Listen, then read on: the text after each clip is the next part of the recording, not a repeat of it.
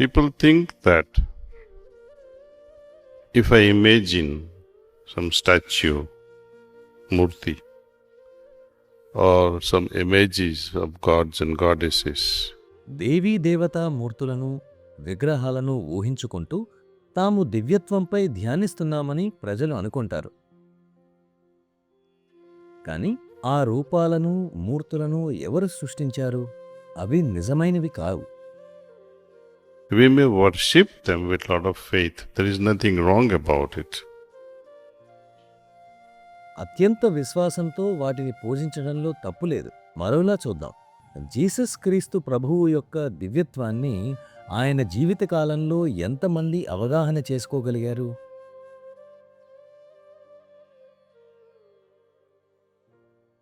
శ్రీకృష్ణుని దివ్యత్వాన్ని ఎంతమంది అవగాహన చేసుకోగలిగారు? ఒక్కరు కూడా లేరు. So now logical question. If, despite of his physical manifested presence, ఇప్పుడొక తార్కికమైన ప్రశ్న ఏమిటంటే, భౌతికంగా వ్యక్తపరచబడిన రూపం ఉండగానే ఎవరూ అవగాహన చేసుకోలేకపోయినప్పుడు ఆ దివ్యతను శిల్పాలు తయారు చేసిన విగ్రహాలు, మూర్తుల నుండి మీరు ఎలా గ్రహించగలరు?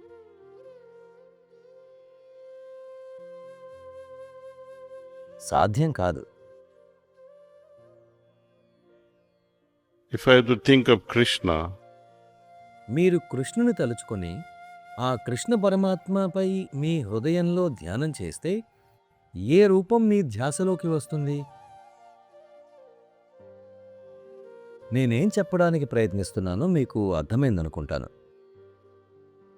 so one has to remain honest with oneself. కాబట్టి ఎవరి పట్ల వారు నిజాయితీగా ఉండి, భగవంతుడా, మీరు ఉన్నారో లేదో కూడా నాకు తెలియదు అని నివేదించాలి. ఖచ్చితంగా మనలో ఎవరికీ తెలియదు. We have been indoctrinated from childhood. తరతరాలుగా ఈ విధమైన నమ్మకాలను మన చిన్నతనం నుండే కాకుండా పుట్టక ముందు నుండే మన క్రోమోజోములు ఇలాంటి నమ్మకాలతో బంధించబడి ఉన్నాయి. మన అంతరంగంలోకి అందించబడడం వల్ల మనం నమ్ముతాము. ఇందులో తప్పేమీ లేదు. కానీ ఇది అరువు తెచ్చుకున్న జ్ఞానం.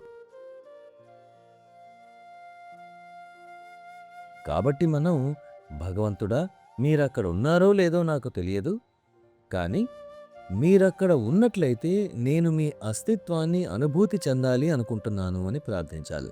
ఈ నిజాయితీతో ఎంతో కొంత జరుగుతుంది. కానీ మీరు భగవంతుని నమ్ముతున్నానని ముందుగానే భావిస్తే మీలో వెతకటానికి కూడా ప్రేరణ ఎక్కడా మిగిలి ఉండదు. మీకు నమ్మకం ఉన్నప్పుడు అలాగే నమ్మకంతో ఉంటారు. ఇంకేమీ అవసరం లేదు. మీరక్కడే ఆగిపోతారు. ఆధ్యాత్మికంగా ఎదగలేరు. కనుక మీ విశ్వాసమే నిజానికి మీకు అడ్డుగా ఉంటుంది. నా ముందు మీరు ఉన్నారని నేను నమ్మాల్సి ఉంటుందా?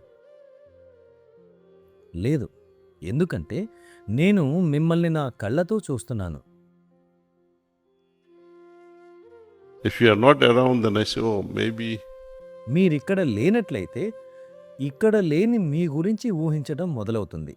మతం అనే వ్యవహారంలో దేవీ దేవతల విషయంలో మనలో జరుగుతున్నది అదే. మతం మనకు ఉపదేశిస్తుంది, సిద్ధాంతాలను అందిస్తుంది. But when we enter spiritual realm, కానీ మనం ఆధ్యాత్మిక సామ్రాజ్యంలో ప్రవేశించినప్పుడు అస్తిత్వాన్ని అనుభూతి చెందడం ఆరంభిస్తాం. జ్ఞానము అనుభవపూర్వకమవుతుంది. భగవంతుడు కేవలం ఒక విశ్వాస వ్యవస్థ మాత్రమే కాకుండా ఆ అస్తిత్వాన్ని అనుభూతి చెందడం ఆరంభిస్తాను. తరువాత ఒకవేళ మీరు అదృష్టవంతులైతే మీ వ్యక్తిగత అనుభవాలతో సంతృప్తి పొందనారంభించి మీ జీవితంలో ఒక కొత్త అధ్యాయం మొదలవుతుంది. why? Because even experiences have shortcomings. ఎందుకంటే అనుభవాలు కూడా కొంతగా అనిపిస్తాయి. వాటిలో ఏదో లోపిస్తుంది.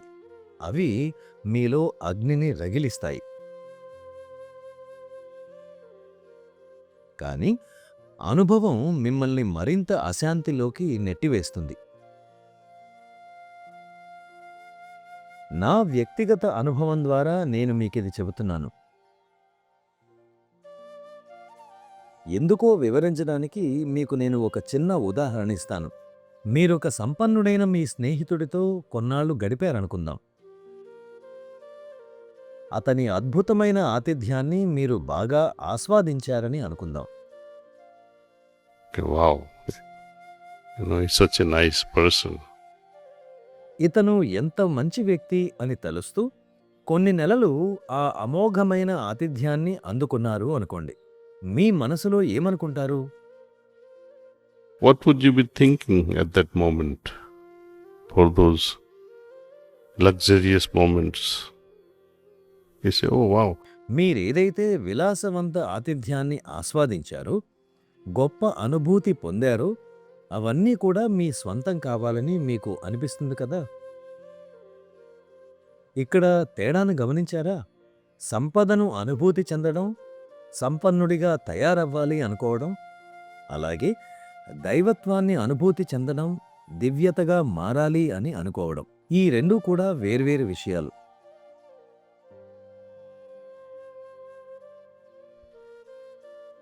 And as you move further on, having become like divine, అలాగే మీరు మరింత ముందుకు వెళ్ళే కొద్దీ మరింత దైవికంగా మారాలని అనిపించే క్రమంలో మీలో మరికొంత అశాంతి ప్రారంభం అవుతుంది. అది చాలు. నాకు దీన్ని కూడా అధిగమించాలని ఉంది అని మీకు అనిపిస్తుంది. ఆ ఆనందకరమైన స్థితి నుండి కూడా మిమ్మల్ని మీరు శూన్యం గావించుకోవడానికి ఇష్టపడతారు. కేవలం శూన్యత్వ స్థితిగా ఉండాలనుకుంటారు.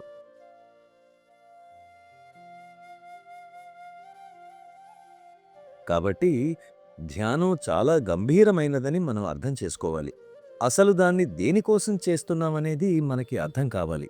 మనల్ని ఏది పట్టి ఉంచుతోంది లేదా ఏది మనల్ని ముందుకు నడిపిస్తోందో సరిగ్గా తెలుసుకోవాలి. మన ఆది గురువైన శ్రీ రామచంద్ర అంటే లాలాజీ గారి కృప వల్ల వారిచే అందించబడ్డ ఈ ప్రాణాహుతి ఆధ్యాత్మికత కోరుకునే వారందరికీ అందుబాటులో ఉంచగలిగేలా దాన్ని వారు అమలులోకి తెచ్చారు. అదే మనం అందరం ఇప్పుడు అనుభూతి చెందుతున్నాం. ఇలా ఊరికే చెప్పడం లేదు. నేనెప్పుడూ నొక్కి చెప్పేది ఒక్కటే: ముందే ఊహించుకున్న విశ్వాసంతో దయచేసి రాకండి. వీలైనన్ని సందేహాలతో రండి. వచ్చి ధ్యానం చెయ్యండి. don't try to mask your doubts. మీ సందేహాలను కప్పి ఉంచే ప్రయత్నం చేయకండి. వాటిని పరిష్కరించండి. మీ హృదయం ద్వారా వాటిని బహిర్గతం చేయండి. అప్పుడు దివ్యత్వం మీతో మౌనంలో ఎలా మాట్లాడుతుందో చూడండి.